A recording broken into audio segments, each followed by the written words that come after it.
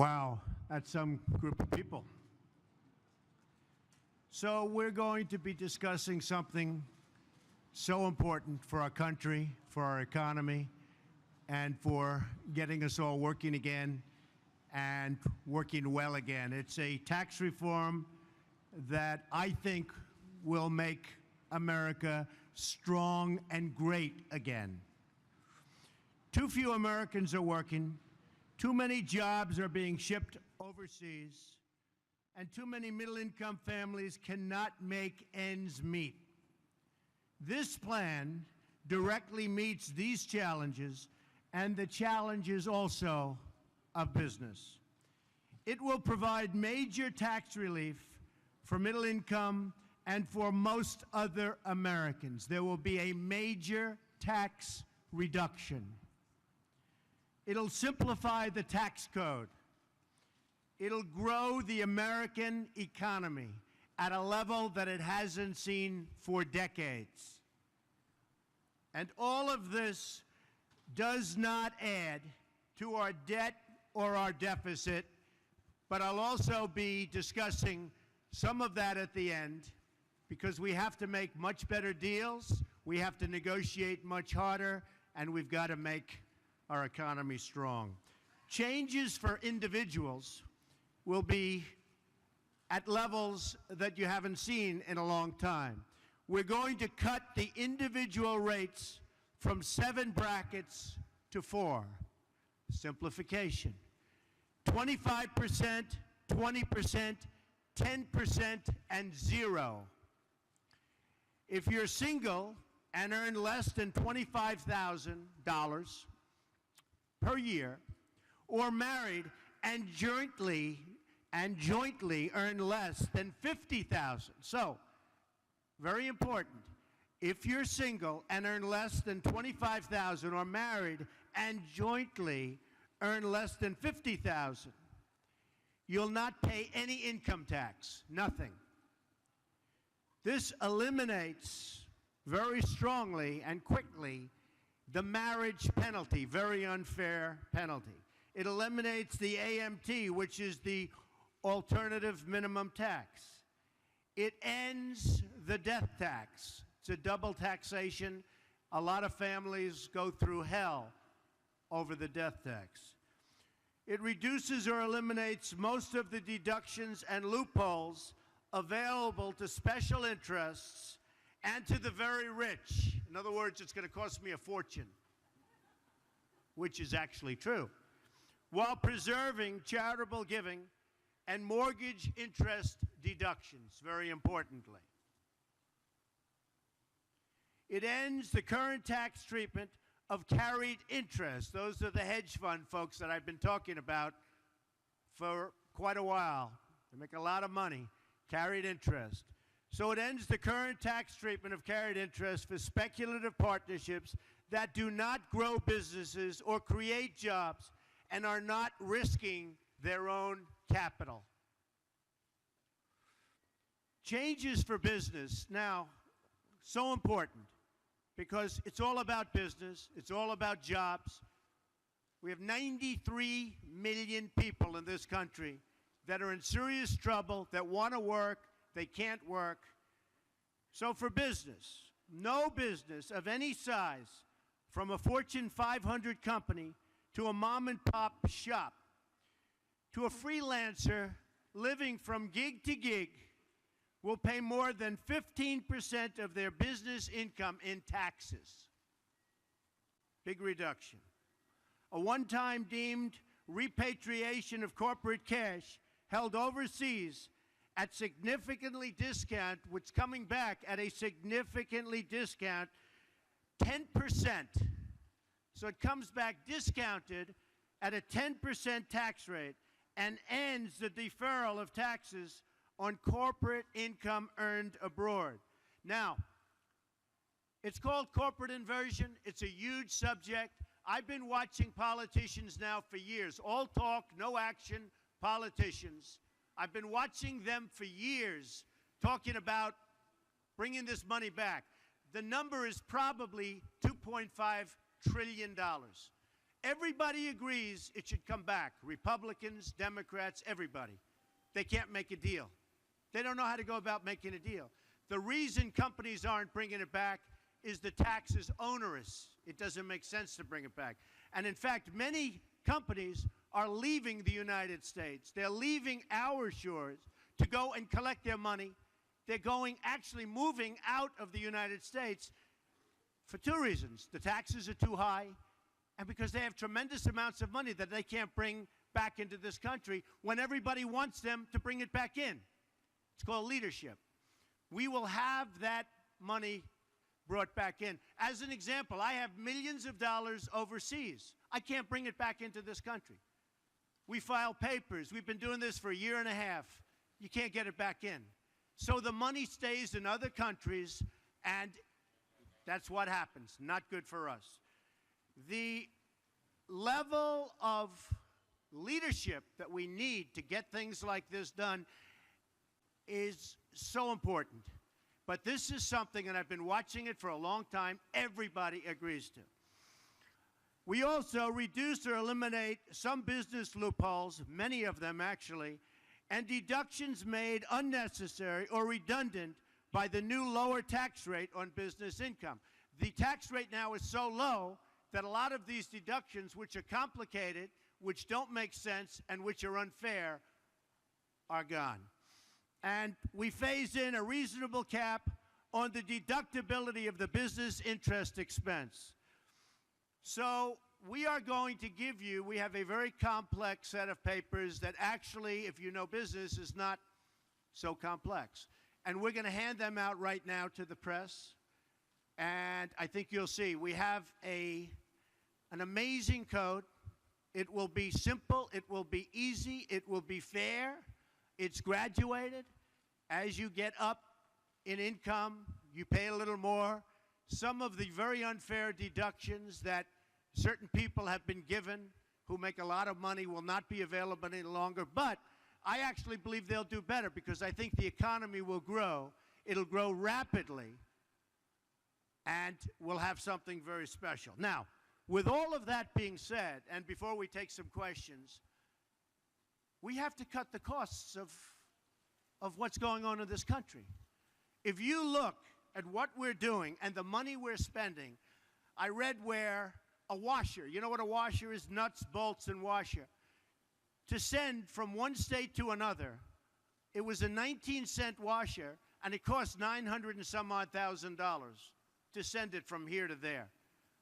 And there are many examples. Hammers that cost $800 that you can buy in a store for a tiny amount of money. We will run this country properly. There is so much money to be saved. We're reducing taxes, but at the same time, if I win, if I become president, we will be able to cut so much money and have a better country. We won't be losing anything other than we'll be balancing budgets and getting them where they should be. So this is a plan that's simple, that's a major reduction. I think people are going to be very happy. We've already had some very good reviews. I did the plan with some of the leading scholars and economists and tax experts that there are in this country. They love it. They say, why hasn't this been done before? And this is my wheelhouse. That's what I do well.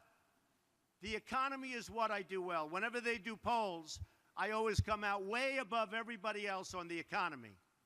And on leadership, by the way, but I won't say that. So if anybody has, wow.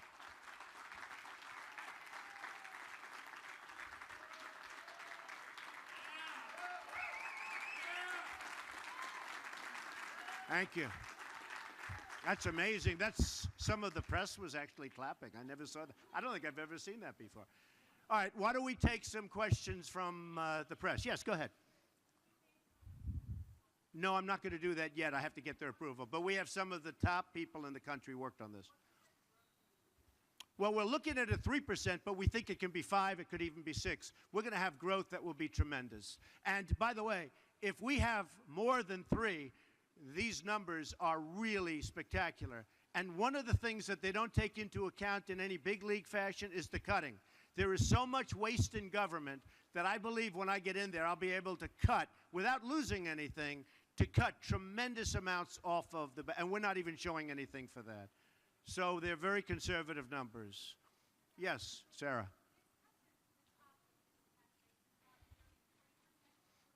Yeah.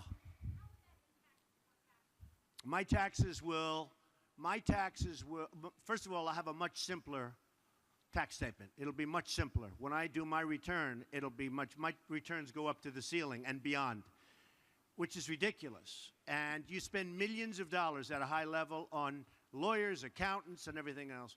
We want to simplify them to a tremendous level. The bracket of 25, the big difference is many of the loopholes and many of the deductions, which are old, have been there for years, are antiquated in many cases, or are put there because a lot of the people that get these deductions are contributed to Hillary, they're contributing to Bush, they're contributing to every candidate but Trump, because I'm not taking any money, I'm self-funding.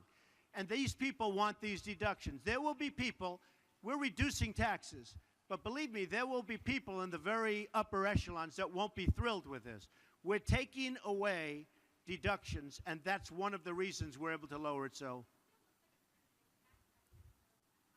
yeah, this is actually a tax reduction. A big tax reduction, including for the upper income. I believe that the economy will do so well that even though they won't be getting certain deductions, which aren't fair for them to be getting, that they'll end up doing better.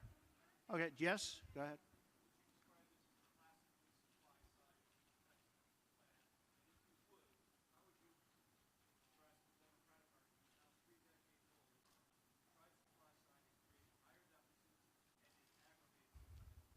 I just think this is a common sense approach. You know, we could say supply side. You could say there's 15 different names given out for different kinds of reductions or increases. I don't think it's supply side or anything else. I think this is a common sense, well thought out tax proposal that's going to trigger the economy, going to make everybody go back and really want to work. It's going to create tremendous numbers of jobs. One of the other things that I'm coupling this with is if I become president, I'm going to renegotiate our trade deals, because our trade deals are not sustainable by this country. Not sustainable. We cannot continue to let our jobs go to all of the different countries. There's not a country that we negotiate with that doesn't make a better deal. Everybody. We lose money with everything. I'm also going to renegotiate some of our military costs because we protect South Korea. We protect Germany. We protect some of the wealthiest countries in the world, Saudi Arabia. We protect everybody. We protect everybody. And we don't get reimbursement. We lose on everything. We lose on everything. So we're going to negotiate and renegotiate trade deals, military deals, many other deals that's going to get the cost down for running our country very significantly. I'm not showing a big number in that, but I believe that if I become president, those numbers are going to be massive. As an example, Saudi Arabia, they make $1 billion a day. We protect them. So we need help. We're losing a tremendous amount of money on a yearly basis, and we owe $19 trillion. I used to say 18 for the last 6-7 months. Now it's 19, and it's only going up. Yes, Tom?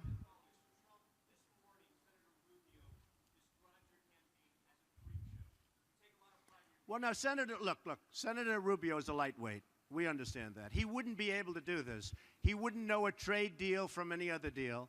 And what certain people are trying to do is they're trying to take, we just went up in the last poll, we went up 2 points in the last poll, and we continue to go up. In the NBC poll, I think we went from 26 to 29. We're going up very strongly in the polls. They don't know what to do about it.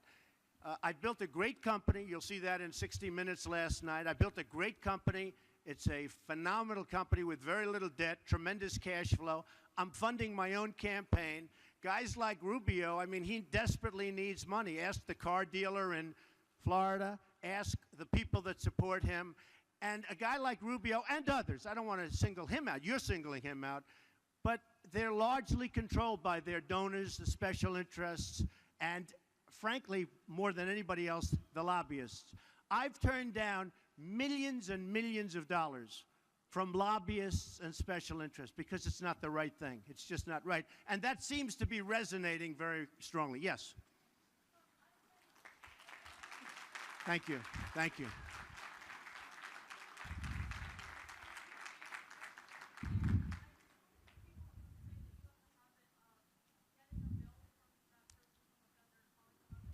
I negotiate.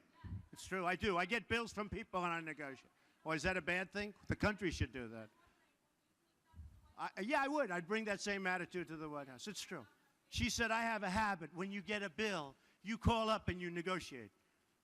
To me, that's a compliment. No, I want to take that thinking to the White House. I would bet you we could save 20% of our budget. I could even say more, but we could save a tremendous amount. That has to be the attitude our country has. You can't spend millions and millions of dollars on doing something that you can do for $2,000. You know, when you look at costs, we just spent $1 million building a soccer field, okay? A soccer field for our prisoners that happen to be in Guantanamo, okay? I don't like that. What do you need $1 million for? Level out the surface, let them play, if they have to play at all, okay? What do you need to spend $1 million? We just spent, it's a story today, $1 million on a soccer field. How do you spend $1 million doing a soccer field? You have a level piece of land.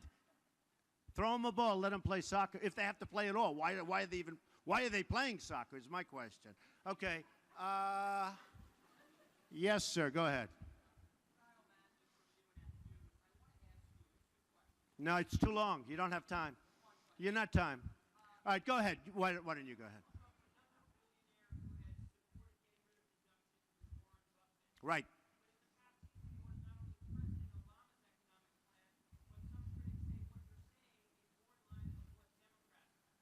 No, not at all. We're lowering taxes, which the Republicans love. And I think one of the reasons I am doing so well in the polls, and one of the reasons I'm doing so well when it comes to the economy in all polls, is that this is the thinking. No, we're lowering taxes very substantially, we're simplifying, and we're getting rid of deductions that are actually obsolete that certain people want to keep for... Yeah, go ahead. Why is he harder on me than Putin? I would say because Putin is a nicer person than I am. Okay, go ahead.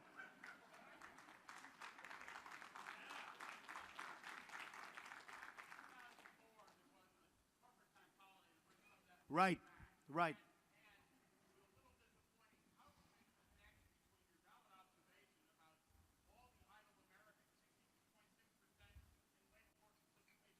It's the worst in 36 years. Okay.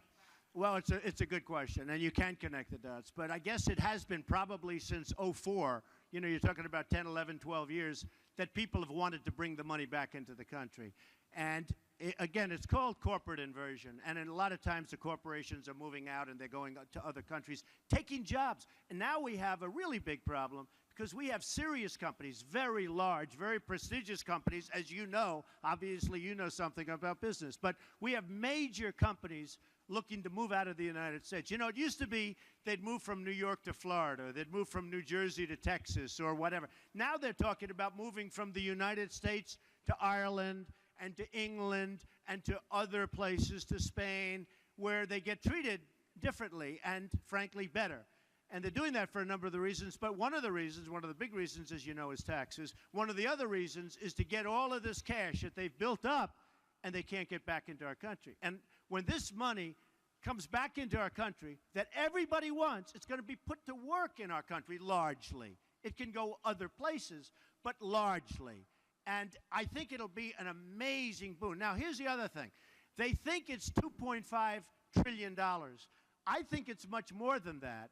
I actually think it's going to be more money than that. And boy, if it is, we have hit pay dirt. Yeah, go ahead, real fast.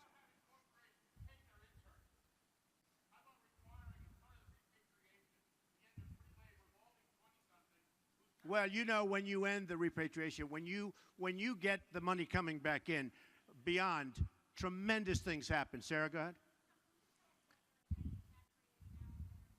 Well, I'll be announcing that in the not-too-distant future. But I will tell you, I've been honest. I'm the only one that's honest about this thing. I watched Romney, and I watched, I pay so much tax, I pay so much tax. I watch all politicians, and they say, I fight like hell to pay as little as possible. Can I say that? I'm not a politician. I fight like hell, always, because it's an expense. And you know, I'd feel, and I fight. I have the best lawyers and the best accountants, and I fight, and I pay. But it's an expense. And frankly, I would feel differently if this country were spending the money wisely instead of throwing it out the drain. Our country spends our money so stupidly. And I will tell you that I can speak for myself. I pay a lot of tax, but I fight like hell to make it as low as possible. But I would feel a lot differently if our leadership was such that I respected the decisions. All you have to do is look at a list of the things that our government is spending money on right now, and you don't feel so good about our country. Yes?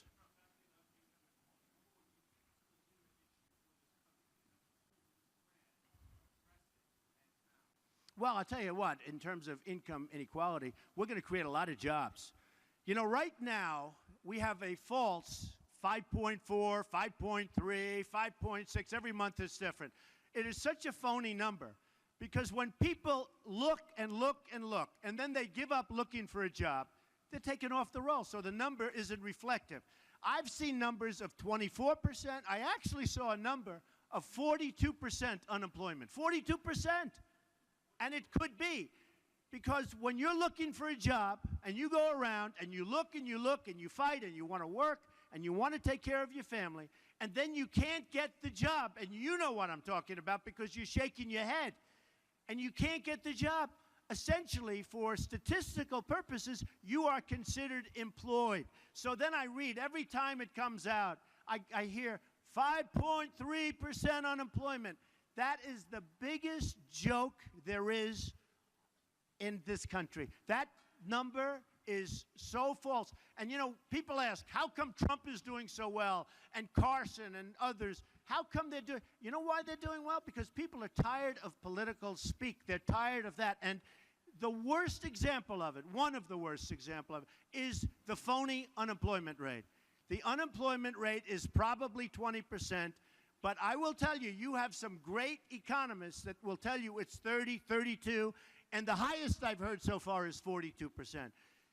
There's anger out there at the job picture. Now, one other thing.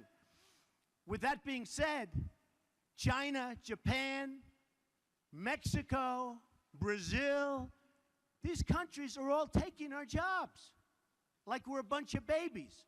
That will stop. People will treat us fairly if I become president. We are losing our jobs, we're losing our base, we're losing our manufacturing. All of that will stop. Yeah, go ahead.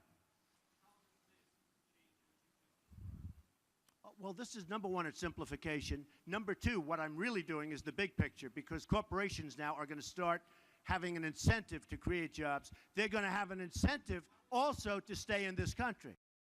I know nothing about that. Yeah, go ahead.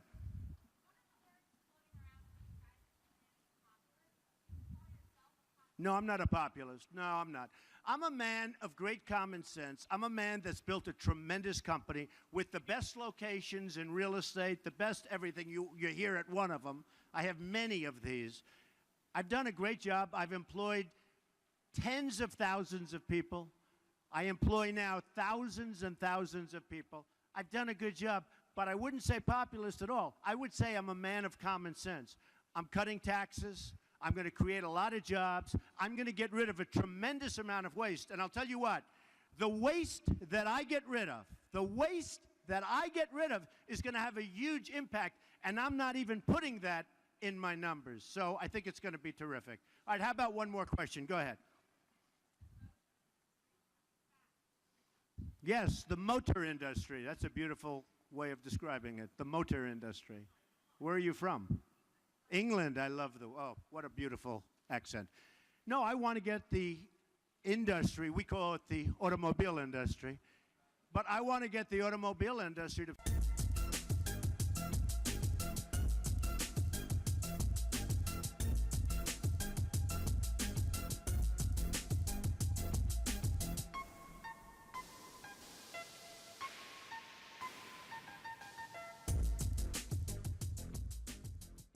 you.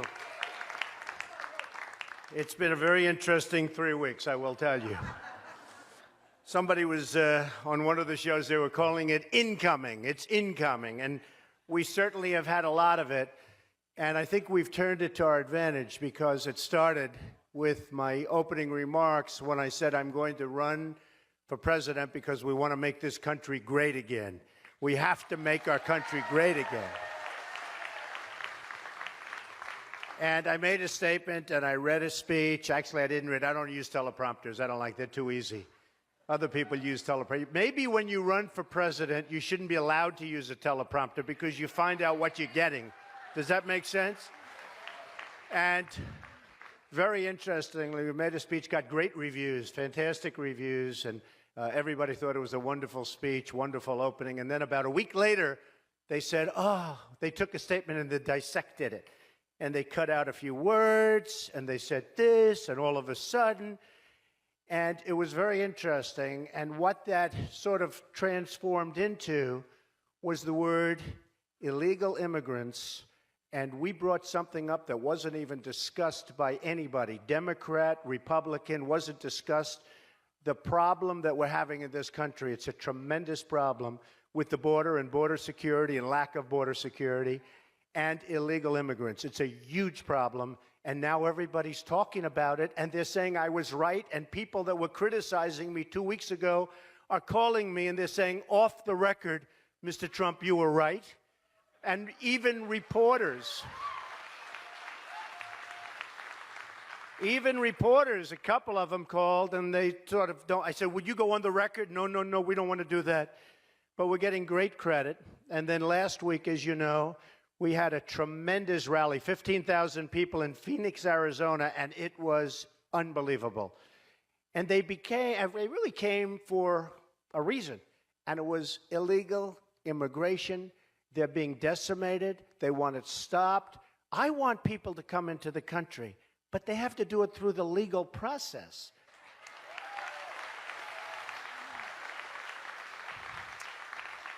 And we can open up the legal process and make it go faster and all of those things, but it has to be a legal process. You can't have people just pouring into the country. So I was out there, and I was taking tremendous abuse, unbelievable abuse, actually. And people said, would you apologize? Would you apologize? And then there were tremendous crimes that were being noted after my speech. And then you had Magnificent Kate from San Francisco, killed by an illegal immigrant who was forced across the border back to us, in my opinion, forced by the Mexican government, back to us, and that was taking place, and 5 times back into our country. And the 5th time was not good, because Kate should be with us, and she's not with us. She was an amazing person from everybody's standpoint, and she's not with us. And then other things happened, so many other things. And now people are looking, and they're seeing what's going on. So that's become a very, very big topic, illegal immigration. And I can say, in terms of setting the standard and setting the force, it would not even be discussed right now, folks. And it's going to be something, I think, that's going to be one of the hot buttons. Now, I watch as politicians are trying to claim that, and that's okay with me. You know, they're all talk, no action, so they won't do anything anyway, just so you understand. They can talk all they want. I mean, I got a little dose of it. I was coming up, and I see your senator. What a stiff. What a stiff. Lindsey Graham. By the way, he's registered 0 in the polls. 0. He's on television all the time. So this morning, you know, they told me, Mr. Trump, because Bush said, my tone's not nice. My tone. I said, tone, we need tone. We need enthusiasm. We need tone. It's true. But they said, and actually Hillary Clinton said, I don't like his tone. We got people having their heads cut off, Christians, in the Middle East. We have people that are being dunked in cages and drowned in the Middle East. We have border security that doesn't exist, and it's not because of our incredible border folks. I mean, they can do the job, and we can build a wall. And by the way, Mexico can pay for the wall, just so you understand. You know, all of these guys say, oh, they'll never pay. Of course they'll pay. If you have the right guy negotiating that, they'll pay. They're making a fortune. And I have a lot of respect for Mexico, by the way. A lot of people said, oh, he doesn't like, I love Mexico. And I love the Mexican people. I've had thousands of Mexicans working for me. I sell apartments for millions of dollars to people from Mexico. They love me. They love me. All of a sudden, I had this thing about, and by the way, Nevada just came out with a poll. And I said, I will win the Hispanic vote. I'm the only one that's going to win the Hispanic vote because I'm going to take jobs from China and Japan and Mexico and lots of other places. We're going to bring them back here, and they're going to work. They're going to be legal in the country. They're going to work. Everybody's going to be happy. They're going to make money. So I love the Mexican people. I love the Mexican people. I love Mexico. I really like Mexico. It's a great place. The problem we have is that their leaders are much smarter and sharper and more cunning than our leaders. Are you shocked to hear that, by the way? Is anybody not sharper and more cunning and smarter than our leaders? Any country in the world? Do we make any good deals anymore? Trade? When was the last time you said, oh, gee, we beat China in a trade deal? Doesn't happen. We beat Japan in a trade deal. I see their boats. I was in Los Angeles. I see these ships come in. Biggest ships I've ever seen. Millions of cars coming into this country. Millions. Ships that are 5 times longer than this totally sold out building, along with the amphitheaters, by the way. The press never reports that. They never report that. But that's okay. I was going to actually bring the press, have them sit over here so they see. But totally, just biggest ships. Cars, cars, cars. They just cut their yen. You know, they just cut their currency. Now it's going to be even harder. I tell the story. A friend of mine is a great excavator. That's what he does. He digs foundations. You didn't think I knew people like that. Those are my people, let me tell you. This guy's great.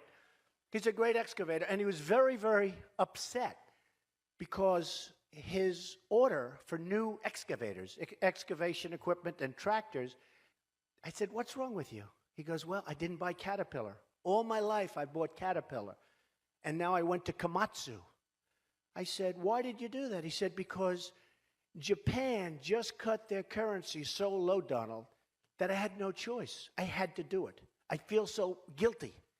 He said, but I owe it to my wife and my family and my employees and the company that I built. They couldn't compete with it. And I said, isn't that sad? I said, do you mind if I use that story? He said, use it. What do you mean use it? For what? I said, I'm going to run for president. That's a good story for me, to be honest. But that's happening, and it's happening even worse with China. They manipulate their currency better than any country in the history of the world in history. History. They're killing us. And if you want to do business with China, it's almost impossible. Because believe me, they tax you. We don't tax because we have people that are stupid. You know, free trade, I believe in it. I believe in it. Totally. I'm a free trader. The problem with free trade is you need smart people on our side. Okay? We need smart people. I could take some of the people up here, or I could put them in. They do a great job. But we need smart people. And when you don't have smart people, free trade is not a good thing because it's killing us. So I believe in free trade, but we got to get the right people. Now, China loves me. Who's worse to China than I am? I'm constantly talking about how they're ripping us off, everything else. And yet I just signed a lease with the largest bank in the world from China. They're in one of my buildings. I sell apartments for $25, $35, $45, $12, $9 million to people from China. I own a big chunk of the Bank of America building in San Francisco. I beat the people from China. I win against China. You can win against China if you're smart. But our people don't have a clue. We give state dinners to the heads of China. I say, why are you doing state dinners for them? They're ripping us left and right. Just take them to McDonald's and go back to the negotiating table. Seriously. It's true. So then they talk about the tone, you know, Hillary and all of them. And then I see Rick Perry the other day, and he's so, you know, he's doing very poorly in the polls. He put glasses on so people will think he's smart. And it just doesn't work. You know, people can see through the glasses. But he's got the glasses, the whole deal. Oh, Trump, I say he did a lousy job in the border. You know, the new governor, Governor Abbott, has put in things that should have been put in a long time ago. But I see him, he's so vicious. You know, he used to be really a nice guy. He used to come to see me for contributions and support. All of a sudden, he wants to show he's a tough guy with Trump. So tough. But, you know, the whole thing, and he was very nasty. And then you have this guy, Lindsey Graham, a total lightweight. Here's a guy, in the private sector, he couldn't get a job, believe me. Couldn't get a job. He couldn't do what you people did. You're all retired as hell and rich, okay? He wouldn't be rich. He'd be poor. But Lindsey Graham, now they say, Donald, your language is inflammatory. Now, I went to the Wharton School of Finance. I was a great student. I built a fortune. I've had many bestsellers. The Art of the Deal is about the biggest selling business book of all time. Did a show that everybody said is going to fail called The Apprentice. And it was a tremendous success. Tremendous, one of the most. By the way, 15 copies of The Apprentice. Every one of them failed. And then they renewed it, by the way. They thought I was going to do it. I said, no, you don't understand, NBC. The head people from NBC and Comcast, they came to my office. And they said, recently, like a few months ago, they said, please, don't run. We've renewed The Apprentice. It did great. We had a good last season. Even after 12 years, 14 seasons. I had a great season. And all these copies, everybody did a copy. I won't name the names because I don't want to embarrass anybody, but, you know, important names. Not like Trump, but they're important. And they all failed, most of them immediately. So NBC renews The Apprentice. Everyone said, well, I thought you were running for president. I am. Well, they don't understand it. Well, I told them I'm not doing it. They didn't believe me. Mark Burnett called me. He said, they've given you a major renewal. They did, 28 shows. 28 shows, that's a lot. You know how much money I give up by doing this? These politicians, they run and they win, and sometimes they lose, and they keep running. That's all they do is run. Most of them don't know what they're doing. They just run. They're like, you know, like you wind them up and they run for office. They don't do anything when they get there. I know them better than anybody. So they say they didn't like the way that, you know, I'm a little loud. I'm a little too strong, but they don't like it. And then I watch this idiot Lindsey Graham on television today, and he calls me a jackass. He's a jackass. You know, I built a company. They all said I'd never run. I announced I was going to run. They all said, oh, that's the problem. Well, he'll never file his form papers. That was 2 weeks ago. I filed my form paper. Oh, well, he'll never file his financials. And my financials are, well, it's like 98 pages. By the way, a lot of these politicians haven't filed them and they're like a half a page, and they still haven't filed them. I'm the only one that's filed practically. A lot of these guys haven't filed. That was one of the things you have to do to get in the debates. So everyone figured, oh, we'll keep Trump out of the debates because he'll never file his financials. Because he doesn't want people to see that maybe he's not as wealthy as people thought. Well, it turned out I'm much wealthier than people thought. I built a great company. I wanted to file. If for no other reason, I'm a private company. It's like, I can't tell you how rich you are or how rich you are. You know, you got a lot of money, I guess, but who the hell knows? Nobody knows how rich I am. So now I had to file. So it's over $10 billion, hundreds of millions of dollars a year, and I made $213 million filed, certified. On The Apprentice, can you imagine? They paid me $213 million. So you know what that means when I give up The Apprentice to run, to help you people straighten out this mess that everybody's created, that the politicians and Obama have created?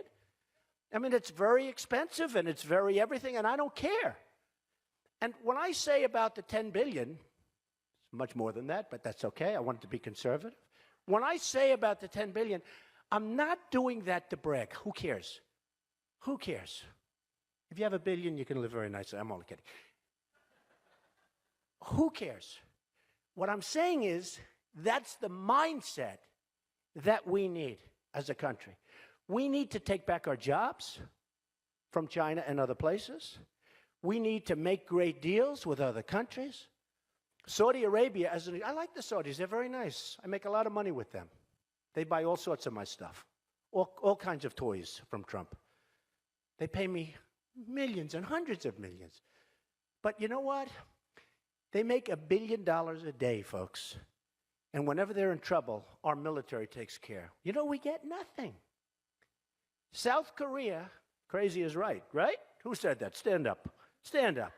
He said it's crazy. It's true. It's true. It's crazy. They make $1 billion a day, and and by the way, Yemen, the war that Obama thought he won, remember a year ago? Oh, Yemen, great. Oh, it's over. It's over. Well, about 2 weeks later, it was gone. They took all our equipment. They took all our trucks. Think of this. We make 2,300 Humvees, armor-plated, the most incredible. A shot's fired, and the guys we gave him to are allies, our allies. They run. One shot goes in the air. They run. So the enemy takes over 2,300 Humvees. Now, when I saw the number, I said, no. 2 or 3, you mean, not 2,000. You mean they took over 2 or 3? No. 2,300 armor-plated Humvees. Better than what we have. They were the best. The enemy has them. We have such stupid leadership. And if you think that with Yemen, you take a look at that border with Saudi Arabia, if you think they're stopping at Yemen, they don't want Yemen. They want the oil. They're going to go. That'll be next. Just like I predicted Iraq was a disaster. I'm the only one who said don't do Iraq. If you look at Reuters, July of 2004, headline, Trump said don't do Iraq. And I'm the most militaristic person ever. I will not only do great things for our vets, and I will take care of our vets. Our vets are treated like third-class citizens.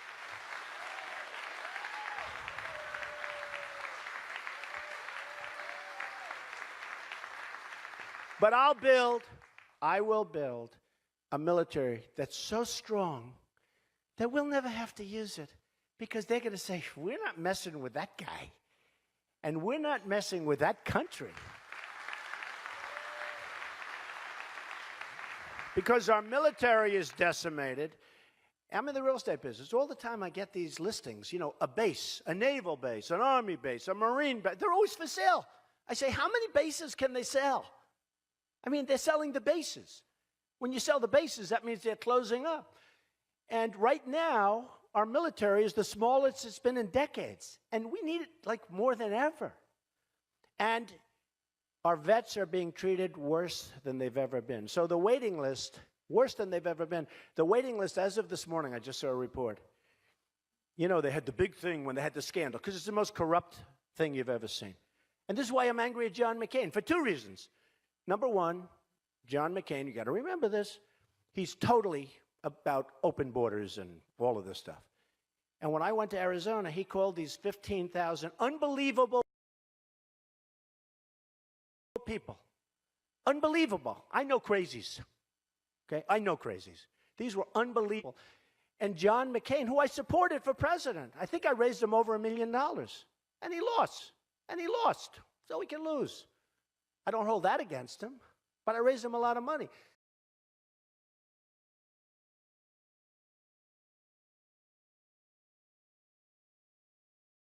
But he called these people crazies. They put a new guy, but he's not the right guy. He doesn't know what the hell he's doing, according to everybody I know. He has no clue. I know the best people. I know the best managers. I know the best deal makers. I know people that will make us so strong. I know guys that are so good as managers. A lot of times a deal maker isn't a good manager. And then a manager isn't a good deal maker.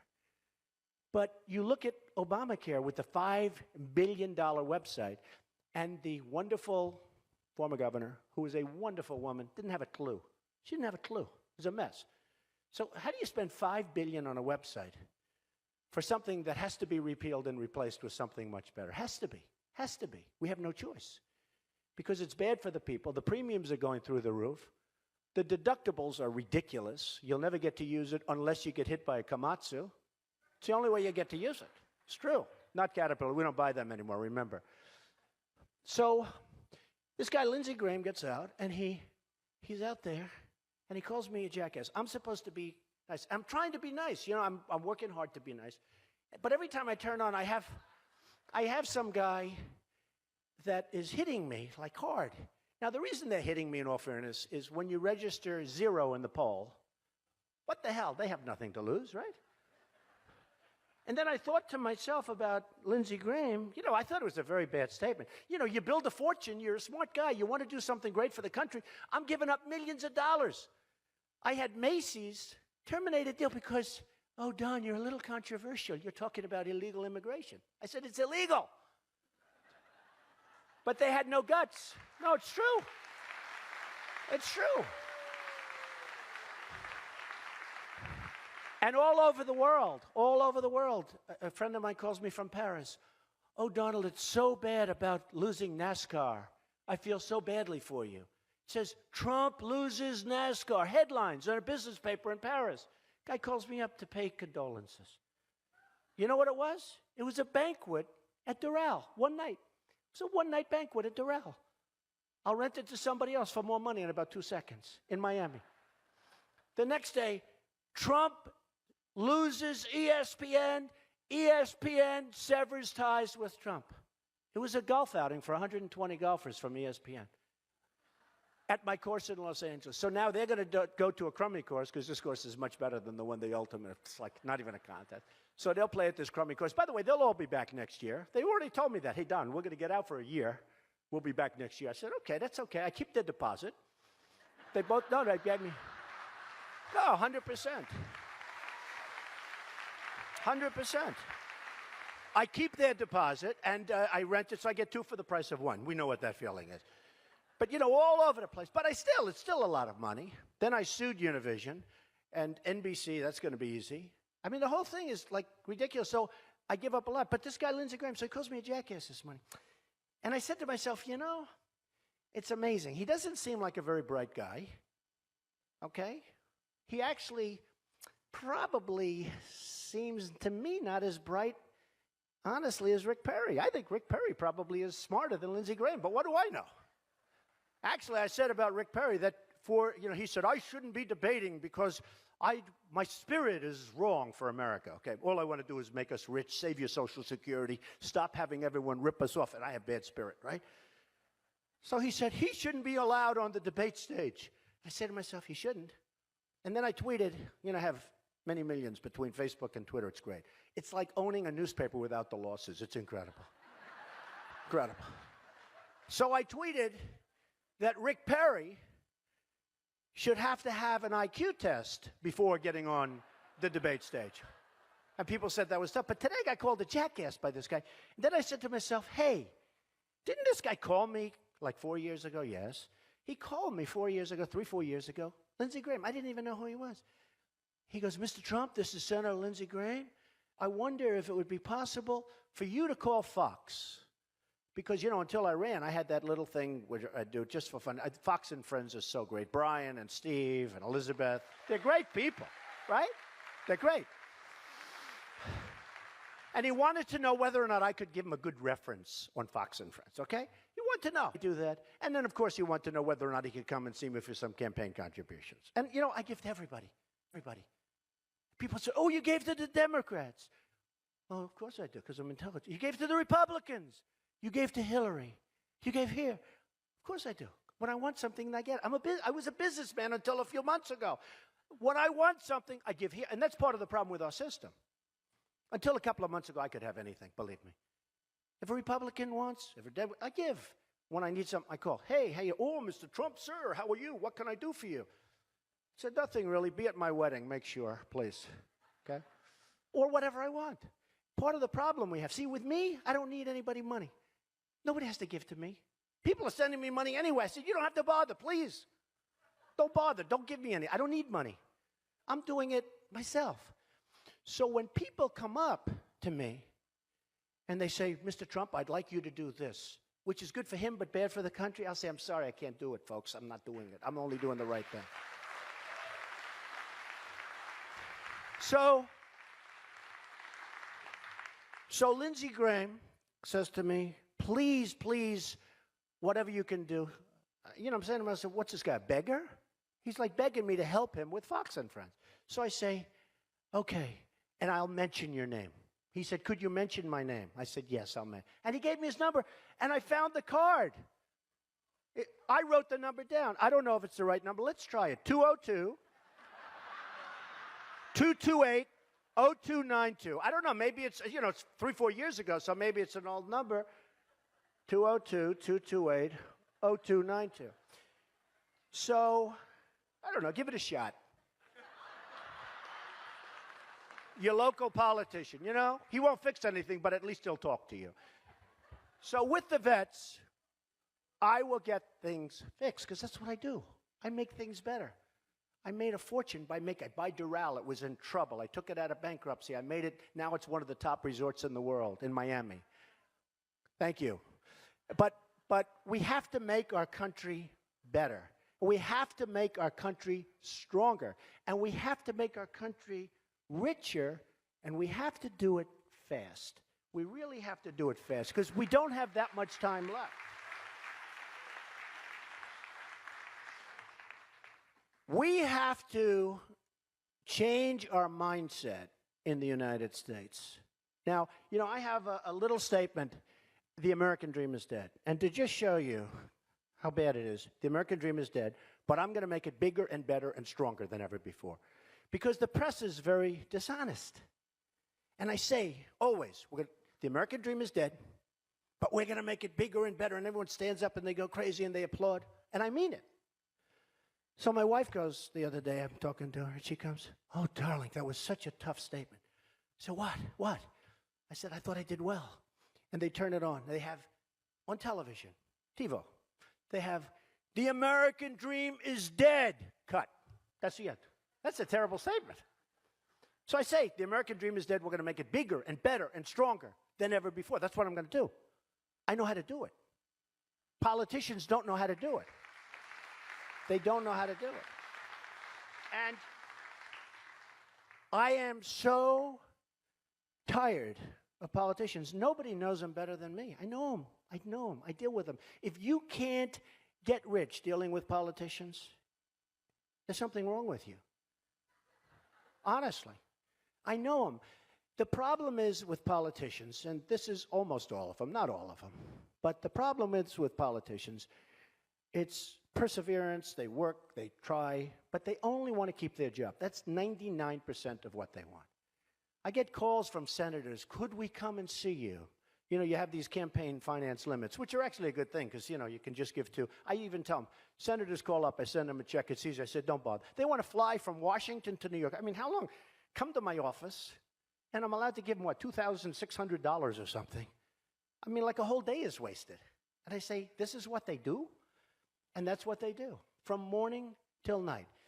And if you need something, later on, they win their election or they lose their election. If you need something, you call them. They treat you great, like royalty, like royalty. And a businessman, a business person, knows the game. And what you look at, for instance, Jeb Bush. I'm not a fan of Jeb Bush, because Jeb Bush is in favor of Common Core and he's weak on immigration. Those are two bad things. I think he's a nice person, actually. But he's very in favor of Common Core, meaning he wants your children to be educated from Washington, D.C. by the bureaucrats. Okay? Not good. And he's very weak on immigration. And he's not a deal guy. He's not a deal maker. He's not, who would you rather have negotiating in China, as an example? Trump or Jeb? Or Trump or Hillary? Hi, everybody. Hi. Okay? Hillary. She's another one with the tone. Isn't it amazing? They both said tone the same day. It was about the tone, but they both said it the same day. So I am very excited about this. It's a very interesting situation that's taken place. We had a poll come out yesterday, the Washington Post poll with ABC, and it showed that I had an 11-point lead. That's faster than scheduled. You know, that's faster than scheduled. I mean, that's the good news. The bad news, it drives people crazy. And I don't really know why, because all I want to do is make our country great again. You know, it's like, aren't we all on the same track? Whether you're a liberal, a Democrat, a conservative, a Republican, or all of them, I mean, aren't we like sort of all on the same track? You want to make our country great. I know people that are Democrats that love our country. I know people that are liberals, believe it or not, that love our country. And if I can make phenomenal deals with China, which I will, believe me. The best negotiators in the world. I know everyone. I know the bad ones, the good ones, the overrated ones, the ones you never heard of that are better than all of the ones you read about. I know them all. I wrote The Art of the Deal, right? We need the art of the deal. We don't have the art of it. They never read it in this administration. They're the only people that didn't read it. But if I can bring wealth in so that we can save your Social Security without cuts, all the Republicans are talking about, we're going to cut, we're going to raise the age, we're going to do this, your Medicare, your Medicaid, and your Social Security. But I'm the only one that knows how to do it. And the way you do it is you have to make our country vibrant so that we can afford it. Right now we can't afford it. Our GDP went down in the first quarter. It's like down.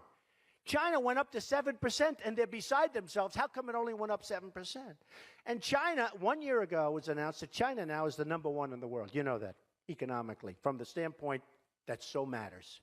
China. This is unthinkable. We've allowed them, and it's our money. I mean, I love Apple, but where are they made? What do they have? An office here, and all the workers are over there. We got to change it around. We got to incentivize them so we make Apple and all the other things. They got to be made here. And if China isn't treating us fairly, we have all the cards. The administration doesn't know this. If they're taxing and we're not taxing, which they do, by the way, then we have to make sure that they pay a penalty. And they will stop immediately. And if they don't stop, we'll get rich on receiving taxes from them. And we don't even want to bring up the word. So we're going to save your Social Security. We're going to make it strong and solid. Medicare, Medicaid, we're going to stop the waste and the abuse and the fraud that goes on. We're going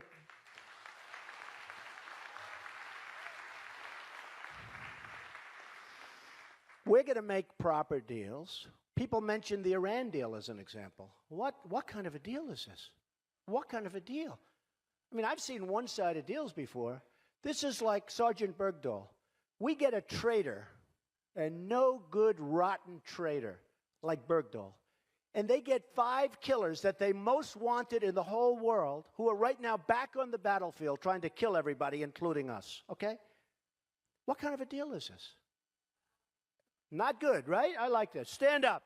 Who did that? I like that. You're right. Lousy. A lousy deal. But we only make lousy deals. I call Obama the 5-for-1 president. We get Bergdahl. They get 5 guys that they dream of, okay? And that's the problem. So the Iran deal, anytime, anywhere, we want to be able to inspect. They got 24 days and notice provisions and all. By the time it could be months and months and months, by that time it's gone. But you know what irks me? Look, having nuclear, my uncle was a great professor and scientist and engineer, Dr. John Trump at MIT. Good genes, very good genes, okay? Very smart. The Wharton School of Finance, very good, very smart. You know, if you're a conservative Republican, if I were a liberal, if I ran as a liberal Democrat, they would say I'm one of the smartest people anywhere in the world. It's true. But when you're a conservative Republican, they try, do they do a number? That's why I always thought went to Wharton, was a good student. Went there, did this, built the, I have to give my credentials all the time because we're at a little disadvantage. But you look at the nuclear deal, the thing that really bothers me, it would have been so easy, and it's not as important as these lives are. Nuclear is so powerful. My uncle explained that to me many, many years ago, the power, and that was 35 years ago. He would explain the power of what's going to happen, and he was right. Who would have thought? But when you look at what's going on with the 4 prisoners, now it used to be 3, now it's 4. But when it was 3, and even now, I would have said it's all in the messenger. Fellas, and it is fellas because, they haven't figured that the women are smarter right now than the men, so, it's going to take them about another 150 years. But the Persians are great negotiators. The Iranians are great negotiators. So, and they just killed us. This is horrible. But I would have said at the beginning, fellas, you got to let our prisoners go. It's good for, look, you don't need them, you don't want them. It would send a great signal to the United States, and it would make the rest of it easier. Nothing. We get nothing. We don't get the prisoners. And Kerry said the other day, and so did Obama, we didn't want to negotiate and complicate the negotiations. What's complicated? Say, excuse me, we have 4 prisoners. We'd like to have them, please. Okay. Oh, it's too complicated to think. What? This is crazy. Then we're giving them billions and billions and billions of dollars. We shouldn't give it to them. It should have been off the table. Should have been. Why are we giving them? So I said, why aren't you bringing this up and not letting them have all this money? And they didn't want to do that either. They didn't want to complicate it. This is the most incredible. And then, of course, we're fighting them between Yemen, where they're representing the other side, very successfully, by the way, and other places. And they didn't want to talk about the various hotspots because they didn't want to complicate the negotiations. And there's a bad signal when you go across and you see on television the Iranian chief negotiator goes home and they're celebrating him in the streets, right? They're having parades. They're honoring him. Everybody's, who's honoring here? We're like a bunch of slobs. We're